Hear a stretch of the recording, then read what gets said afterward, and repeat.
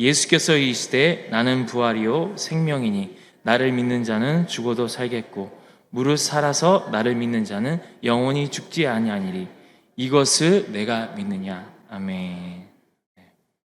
여러분, 철로 역정의 저자 존 버녀는 죽음에 대해서 다음과 같이 고백했습니다. 사망이여 오고 싶으면 언제든지 오라. 그리스도인에게는 아무런 해를 끼칠 수 없다.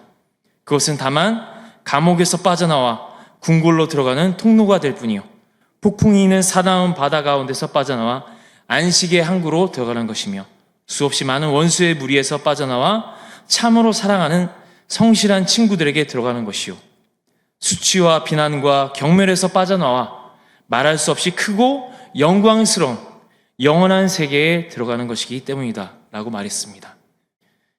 진정으로 세상 사람들은 죽음으로 인생이 끝난다고 생각하고 탄식하지만, 하나님의 약속을 믿는 사람들에게는 죽음이 끝이 아니라 새로운 세계의 시작이라는 소망을 가지고 있습니다. 그래서 결코 절망하지 않는 것이죠. 여러분, 심리학자들이 이렇게 말합니다.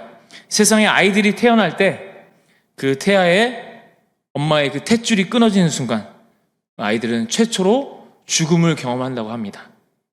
그러나 실상은 죽음이 아니라 새로운 세상이 기다리고 있는 것이죠. 부활 소망을 가진 성도들은 비록 이 땅에 사람들과 똑같은 삶을 살고 있지만, 우리는 보이지 않는 영이신 하나님, 그분이 다스리는 하나님의 나라를 소망하며 사는 것입니다. 아멘. 네. 하나님 믿는 모든 성도들에게 부활이 약속되어 있습니다. 우리가 이 땅을 살아갈 소망이 있는 것이죠. 그렇다면 우리는 이 땅에서 어떠한 삶의 태도를 가지고 이 땅에서 삶을 살아가야 할까요? 하나님 우리에게 어떤 길을 갈 건지 선택하라고 말씀하셨습니다. 그 선택지가 무엇인지 제가 3가지 여러분에게 말씀드리면서 오늘 하나님 말씀 전하겠습니다. 첫 번째, 부활을 믿을 것이냐 믿지 않을 것이냐. 여러분, 예수 부활의 낯선 소식이 전해진 이후에 인류는 둘로 나누어집니다. 예수의 부활을 믿는 자와 믿지 않는 자로. 이 믿음과 함께 인류 역사는 둘로 나눠집니다. 자신의 부활을 믿는 자와 믿지 않는 자들로. 부활을 믿는 자는 그 믿음의 근거에서 자신의 일생을 살아갈 것이고, 부활을 믿지 않는 자는 자신이 옳게 여기는 바대로 살아갈 것이죠. 그럼 부활의 이치는 농사 짓는 것에 대해 비유할 수 있습니다. 부활의 원리는 심고 거두는 원리인 것이죠. 여러분, 고린도전서 15장 41절부터 44절 말씀 여러분 함께 읽겠습니다. 시작. 죽은 자의 부활도 그와 같으니 썩을 것으로 심고 썩지 아니할 것으로 다시 살며, 욕된 것으로 심고 영광스러운 것으로 다시 살아나며, 약한 것으로 심고 강한 것으로 다시 살아나며, 육의 몸으로 심고 신령한 몸으로 다시 살아나니 육의 몸이 있은즉 또 영의 몸도 있느니라. 아멘. 우리가 방금 이 읽은 고린도전서의 말씀 15장 첫 절부터 보시면 어떤 내용이냐면, 예수님께서 말씀대로 성경대로 죽으시고 부활하셨다는 것을 사도 바울은 강조하고 있습니다. 그러나 이제 고린도 교회의 성도들 안에 그 부활을 믿지 않는 성도들이 있었던 것입니다. 제가 12절부터 읽어드리겠습니다. 그리스도께서 죽은 자 가운데서 다시 살아나셨다 전파되었거늘 너희 중에서 어떤 사람들은 어찌하여 죽은 자 가운데서 부활이 없다 하느냐. 만일 죽은 자의 부활이 없으면 그리스도도 다시 살아나지 못하셨으리라. 그리스도께서 만일 다시 살아나지 못하셨으면 우리가 전파하는 것도 헛것이요, 또 너희 믿음도 헛것이며, 또 우리가 하나님의 거짓 증인으로 발견되리니 우리가 하나님이 그리스도를 다시 살리셨다고 증언하였습니다. 만일 죽은 자가 다시 살아나는 일이 없으면 하나님이 그리스도를 다시 살리지 아니하셨으리라. 아멘. 사도 바울은 당시 고린도 교회에는 그리스의 철학의 그 이원론이 팽배했었습니다. 그들의 논리가 무엇이냐면, 우리의 육체는 이미 죄로 더럽혀졌기 때문에 타락한 존재다. 그래서 하나님은 우리의 영혼만 구원하실 것이다. 이원론자들이 그렇게 주장한 것입니다. 그러나 여러분, 부활의 첫 열매 되신 예수님, 그분께서 부활하셨을 때 여러분 성경 말씀 보시면 아실 거예요. 예수님은 육체를 가지고 계셨습니다. 네, 여러분 아시죠? 네, 그게 어디에 나오냐면 요한복음 20장에 나오거든요. 20장에 보면 예수님께서 안식 후 첫날 부활하시고 나셔서 제자들에게 찾아가십니다. 그때 제자들의 상태가 어땠냐? 제자들은 이제 우리도 공회에 끌려가서 예수님처럼 죽겠구나. 잔뜩 겁에 질려 있었어요. 그래서 모든 방문을 다 걸어 잠궜습니다. 그런데 그들 가운데 예수님이 갑자기 나타나신 겁니다. 너희에게 평안이 있을지어다. 예. 벽을 뚫고 오신 건가? 네. 누가복음 24장 37절에 보면 이렇게 나와 있습니다. 제자들의 반응이. 그들이 놀라고 무서워하여 그 보는 것을 영으로 생각하는지라. 예. 귀신인 줄 알았던 거죠. 그런데 그 중에 한 명, 의심이 많은 제자가 있습니다. 누구죠? 네, 도마. 네, 도마가 정말 예수님이 살아계신 분이지. 네, 옆구리 막 쑤셔보고, 손가락으로 찔러보고, 네, 예수님이 아프다, 도마야. 그만해라. 그만 쑤셔라. 네, 이러지 않으시고, 도마가 예수님이 뭐라 하시죠? 너희가 보는 거로 믿느냐? 보지 않는 자가 더욱 복되도다. 라고 말씀하십니다. 여러분, 예수님의 부활을 믿으십니까? 네, 보지 않으셨는데 믿으십니까? 네, 여러분은 복된 사람입니다. 자업분들에게 이렇게 축복하시고 격려하셨으면 좋겠습니다. 당신은 복된 사람입니다. 네, 사도 바울이 말하는 부활은 뭡니까? 육체와 영혼이 모두 부활하는 것입니다. 육과 영이 모두 거룩함을 덧입게 되는 것입니다. 지금 비록 우리가 이 육신의 장막을 입고 있는 어떤 가변적인 존재들과 같은 것이죠. 어떻게 보면 우리가 핸디캡을 안고 있는 거예요. 여러분, 죄의 본성에 이끌리기 쉬운 육체를 입고 있기 때문에 우리는 죄의 유혹에 빠지기가 쉽습니다. 그러나 우리는 걸어다니는 고깃덩어리가 아닙니다. 여러분, 우리는 원숭이가 아니에요. 우리는 하나님의 형상으로 창조된 하나님의 아들과 딸입니다. 아멘? 네, 우리 옆에 분들에게 그렇게 고백합시다. 당신은 하나님의 딸입니다. 아들입니다. 네, 제가 방금 누가복음 말씀을 통해 본 것처럼 예수님의 그 부활한 몸은 우리의 상식적인 수준으로, 과학의 수준으로 설명할 수 없습니다. 벽을 통과하셨는데 제자들이 예수님의 그 옆구리를 만질 수가 있는 겁니다. 그리고 밤새 고기를 낚던 베드로에게 예수님 찾아가셔서 손수 아침을 지어주십니다. 그리고 그것을 먹으라고 줍니다. 뭘까요? 예수님은 귀신도 아니고 사람도 아니고 영과 육이 하나 된 부활체의 상태가 된 것이죠. 여러분, 고린도전서 15장 20절에 이렇게 나와 있습니다. 그러나 이제 그리스도께서 죽은 자 가운데서 다시 살아나사 잠자는 자들의 첫 열매가 되셨도다. 이 말씀처럼 우리도 부활한다면 예수님처럼 이 땅에서의 물질 세계의 법칙에 구속받지 않는 하나님께서 창세 이전에 계획하셨던 창조의 원형이 우리 가운데 회복되어질 것입니다. 그래서 예수님처럼 영도 아니고 육도 아니고 완전한 부활체, 하나님께서 우리를 태초에 만드셨던 그 원형이 회복되는 것이죠.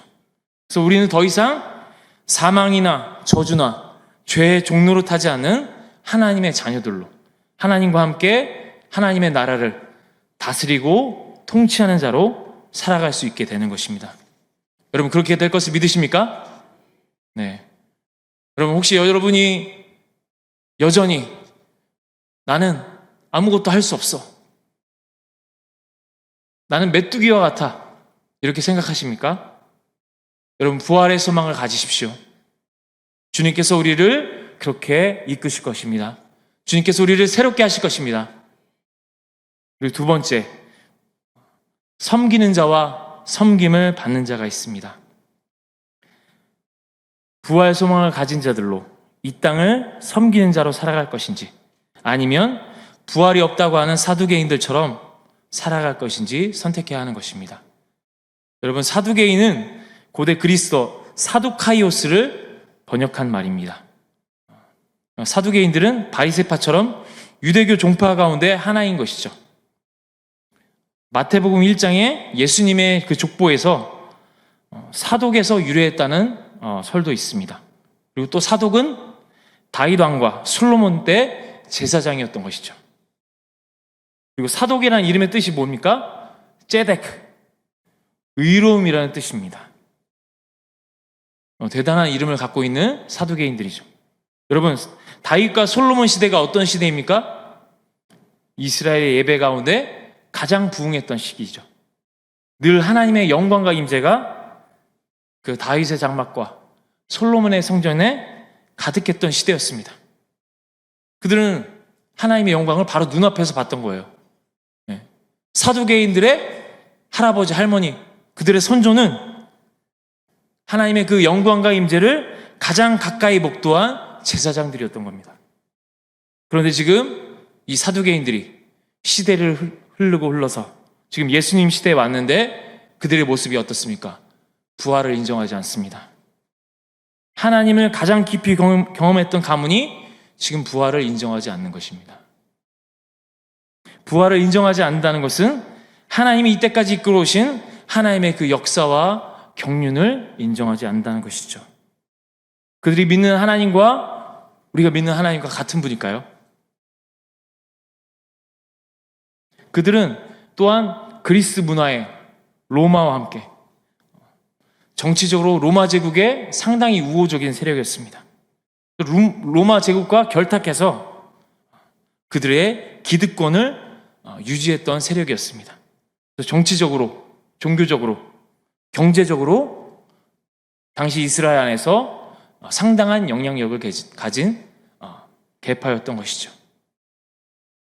그러니 그들에게 예수님이 어떤 사람으로 보이겠습니까? 지금도 고고학적으로 다 밝혀낼 수 없지만 예수님이 자라나셨던 동네 나사렛, 지금도 찾을 수가 없습니다. 너무나 작은 마을이었기 때문에 200명 이하의 작은 마을이었을 것이다.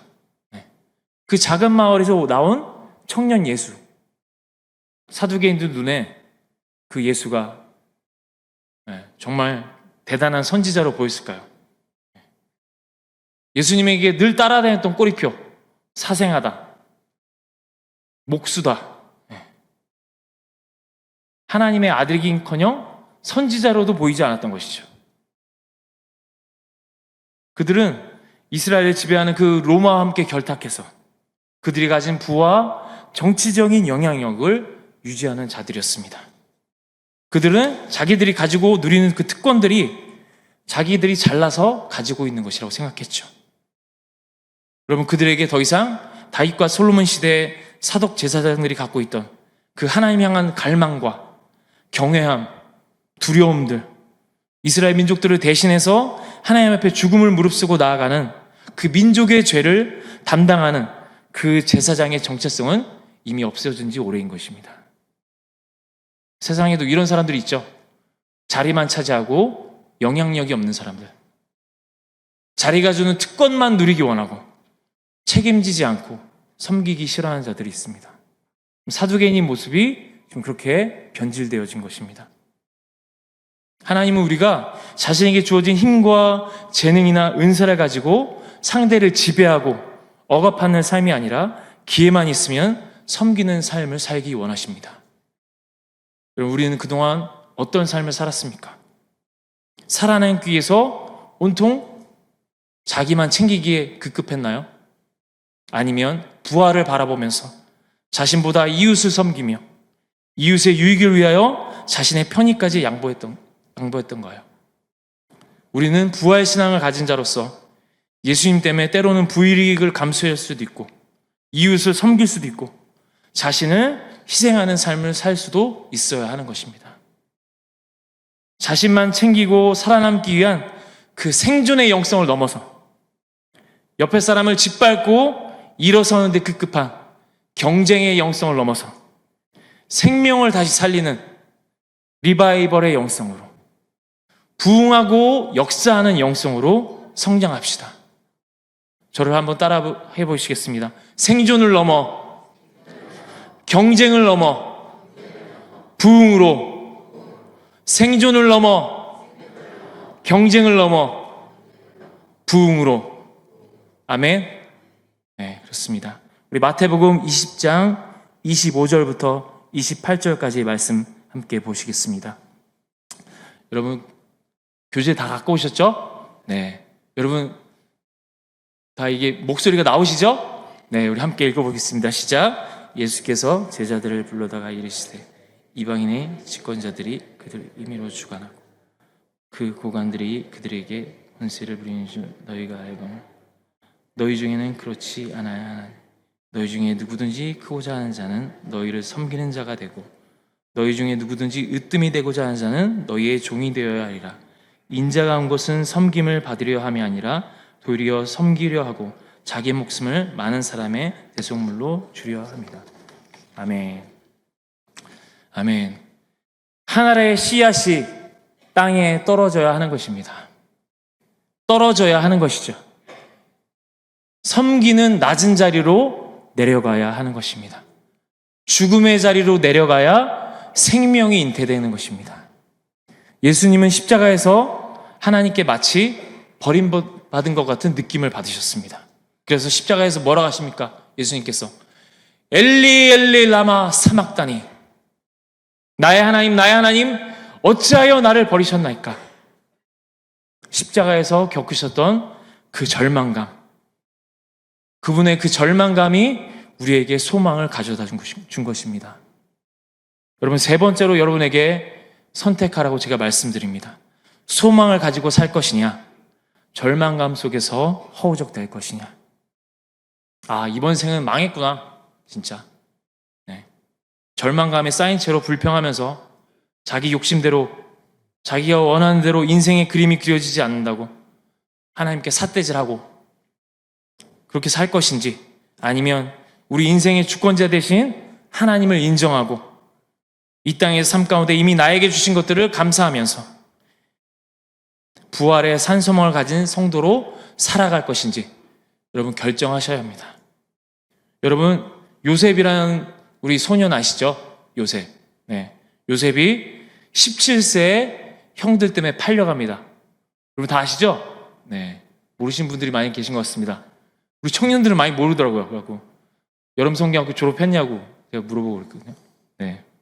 어쨌든 요셉이 17세에 팔려갑니다. 그래서 보디발의 집에서 종으로 살다가 이제는 억울하게 누명을 써서 죄수가 됩니다. 네, 종으로 팔린 것도 억울한데 이제 죄수가 된 것이죠. 그 암울한 상황이 몇 년간 지속됩니까? 네, 13년 동안 지속되죠.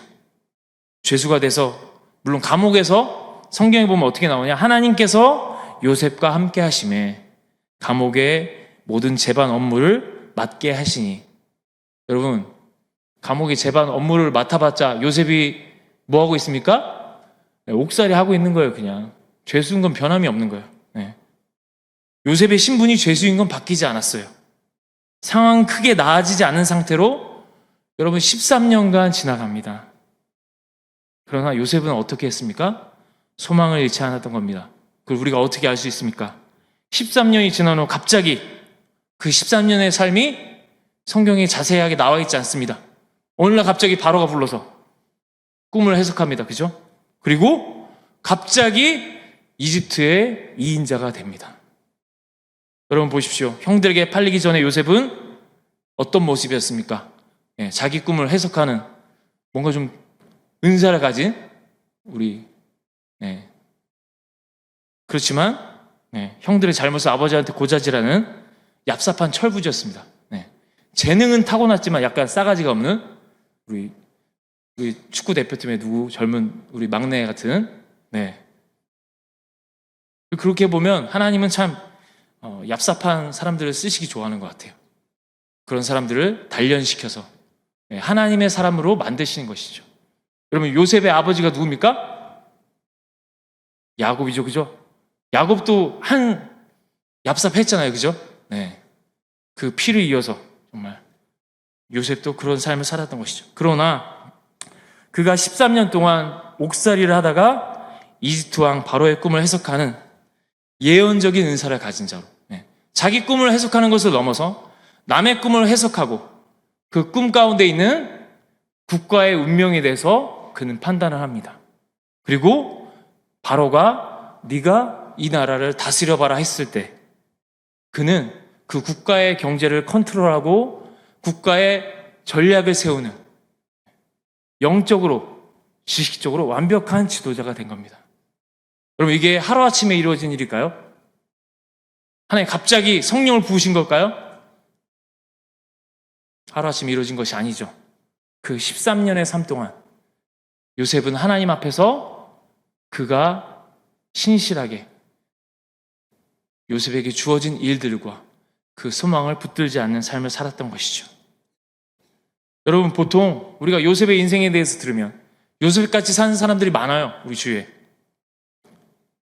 그 얘기를 들을 때 우리는 누구나 충분히 동정하고 안타까워할 수 있습니다. 그리고 자주 들었던 말들, 누군가 나를 망하게 했고 누군가 나를 도와주지 않았고 그래서 내가 이렇게 된 거야, 난 힘들어, 되는 일이 없어. 요셉의 반응과 이 반응이 뭐가 다를까요? 여러분, 우리는 상황이 주는 그 무너지는 마음을 추스리고 요셉의 고백처럼 모든 것이 합력하여 선을 이루게 하시는 그 하나님의 경륜을 바라보면서 그 고난이 지나가기까지 견뎌내야 하는 것입니다. 여러분, 교회가 어떤 곳입니까? 교회는 동아리가 아닙니다. 교회는 사교 모임이 아닙니다.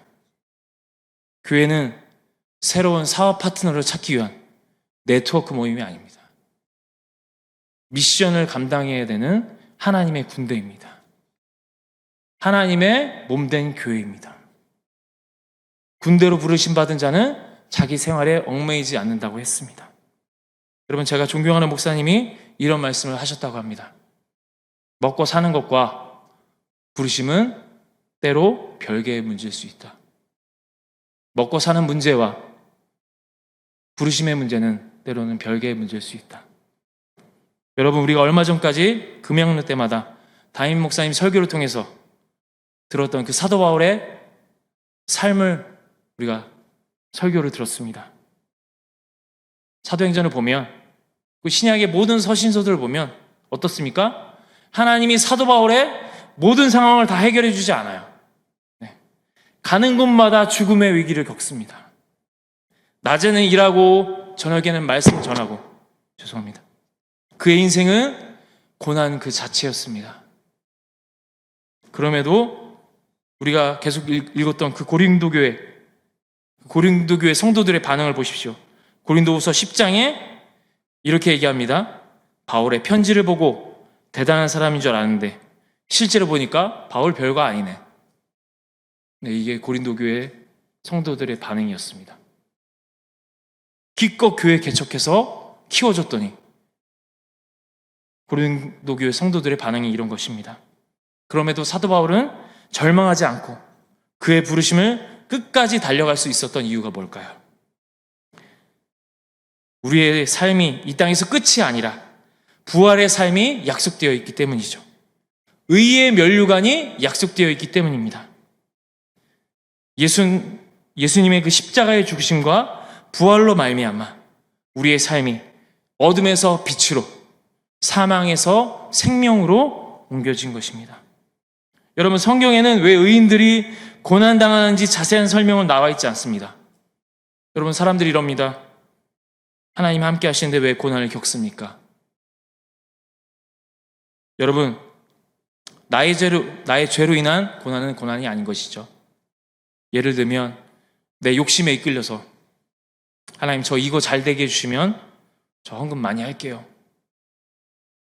정말 많이 할까요? 하나님, 우리의 마음을 꿰뚫어 보시는 분이시죠. 우리의 마음의 태도와 동기를 보시는 분이십니다. 그런 분 앞에 감히 하나님과 거래하려고 하고 하나님을 마치 우상 중에 하나처럼 복 빌어주는 삼류 우상의 하나로 하나님을 깎아내리게 된 것이죠. 그러면서 자기 욕심에 눈이 가려져서 잘 알아보지도 않고 사업부한테 투자했다가 거덜나고 이것은 고난이 아닌 것입니다. 성경이 말하는 고난은 뭡니까? 하나님이 우리에게 원하시는 것은 고난이 왜 일어나는 이유를 알려고 하기보다는 고난이 올 때 그 고난을 감당하는 사람들의 태도를 보기 원하신 것입니다. 고난 당할 때 요셉의 고백처럼 모든 것이 합력하여 선을 이루시는 그분의 섭리를 신뢰하고 견디는 겁니다. 여러분, 살다가 왜 우리에게 어려운 일이 생깁니까? 이 세상이 악하기 때문이죠.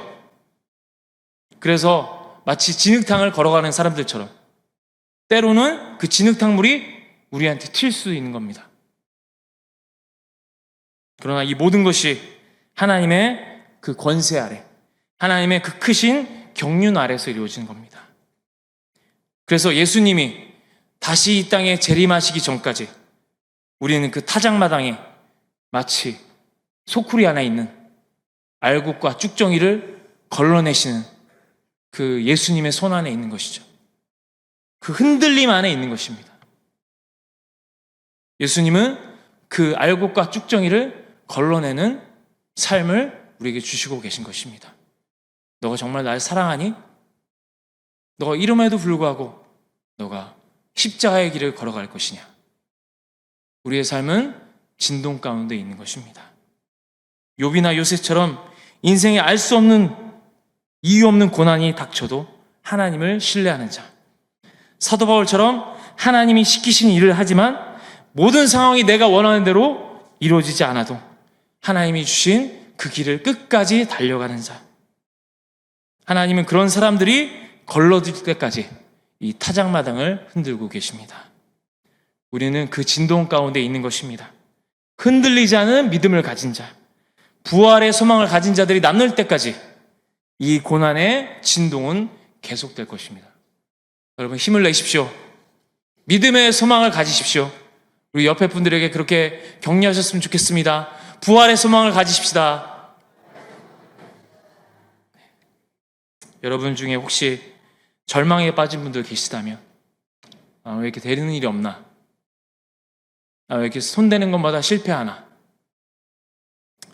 한번 실패하면 참 일어서기 힘든 시대가 지금인 것 같습니다.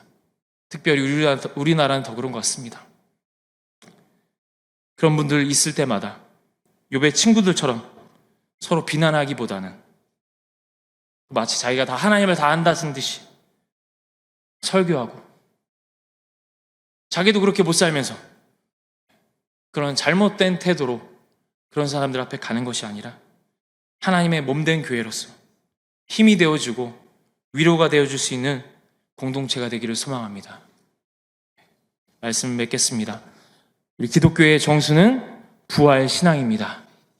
요한계시록 12장 10절에서 11절 말씀이 이렇게 나와 있습니다. 내가 또 들으니 하늘에 큰 음성이 있어 이르되 이제 우리 하나님의 구원과 능력과 나라와 또 그의 그리스도의 권세가 나타났으니 우리 형제들을 참소하던 자, 곧 우리 하나님 앞에서 밤낮 참소하던 자가 쫓겨났고 또 우리 형제들이 어린 양의 피와 자기들이 증언하는 말씀으로써 그를 이겼으니 그들은 죽기까지 자기들의 생명을 아끼지 아니하였도다. 아멘. 오직 예수 그리스도의 보혈과 하나님의 말씀으로 사망 권세를 이길 수 있는 것입니다. 우리 오산 침례교회 모든 성도님들이 예수님의 보혈로 날마다 씻겨지는 삶을 사시고 의인의 삶을 살아가시고 하나님의 말씀으로 전쟁을 이기는 삶으로 살아가시길 축원합니다. 우리 기독교에 부활이 없다면 우리의 모든 신앙은 헛것인 것입니다. 기독교 역사가 이제까지 받아왔던 수많은 고난과 수많은 순교자들, 그들은 모두 재림하실 그 예수를 기다렸습니다. 재림 예수와 함께 다시 부활하여서 영원한 천국에 들어갈 것이라는 소망으로, 그 부활 소망이 이 기독교 역사가 이끌어져 온 것입니다. 마태복음 10장 28절 말씀에 몸은 죽여도 영혼은 능히 죽이지 못하는 자를 두려워하지 말고 몸과 영혼을 능히 지옥에 멸하시는 자를 두려워하라. 주님께서 우리와 함께 하십니다. 마지막 때까지, 그 세상 끝날까지 우리와 함께 하신다고 약속하셨습니다.